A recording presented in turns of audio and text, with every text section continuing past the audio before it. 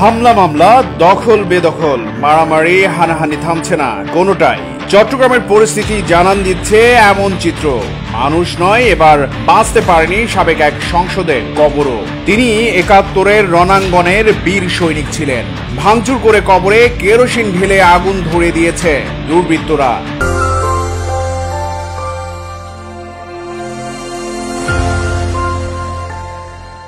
৪ বছর আগে মারা যাওয়া সাবেক সাংসদের নাম মঈনুদ্দিন খান বাদল। এলাকার লোকজন বলছেন, চট্টগ্রামের মানুষের অধিকার আদায়ে সংগ্রামের মাঠে সোচ্চার ছিলেন এ বীর মুক্তিযোদ্ধা। চট্টগ্রামের বোয়ালখালী উপজেলা নিজ বাড়ির কবরে আজ হামলা চালানো হয়।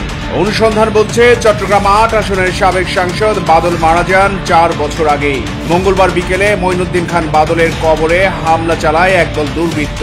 লাল রঙের একটি মাইক্রোবাস ও কয়েকটি মোটর সাইকেলে এসে দুর্বৃত্তরা শুরুতেই বাদলের কবরে ভাঙচুর চালায়। এরপর অসংখ্য জুতো নিক্ষেপ করে কেরোসিন ঢেলে আগুন ধরিয়ে দিয়ে চলে যায়।